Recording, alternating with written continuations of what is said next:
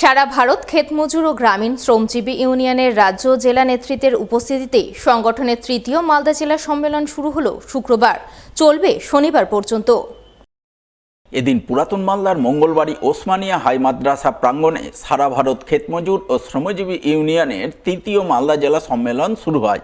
উপস্থিত ছিলেন সংগঠনের রাজ্য সম্পাদক নিরাপদ সর্দার, রাজ্য সভাপতি তুষার ঘোষ, জেলা সভাপতি বিশ্বনাথ ঘোষ, সংগঠনের জেলা নেতা জামিল ফিরদৌস, অম্বর মিত্র সহ অন্যান্যরা। তারা সকলে মিলে সংগঠনের পতাকা উত্তোলন করে বেলুন উড়িয়ে শহীদ বেদিতে শ্রদ্ধার্ঘ্য অর্পণের মাধ্যমে দুদিনব্যাপী জেলা সম্মেলনের সূচনা করেন।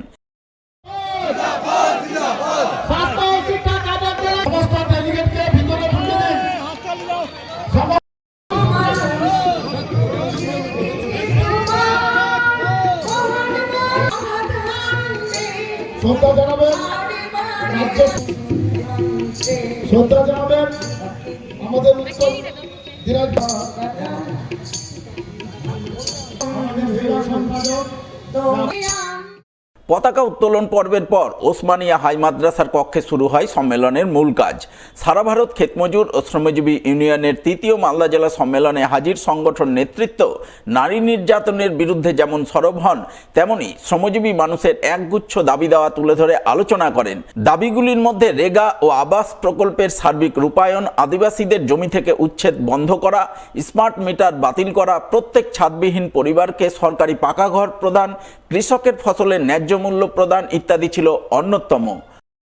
সারা ভারত ক্ষেতমজুর ইউনিয়ন ও গ্রামীণ শ্রমজীবী ইউনিয়নের মালদা জেলার তৃতীয় সম্মেলন অনুষ্ঠিত হতে চলেছে। এই সম্মেলনে গরিব, কৃষক, ক্ষেতমজুর, শ্রমজীবী অংশের মানুষের জীবনের কথা আলোচনা হবে, সমস্যার কথা আলোচনা হবে, তাদের বেঁচে থাকার যে দাবিগুলো তারা পাচ্ছে না সেগুলো আলোচনা হবে।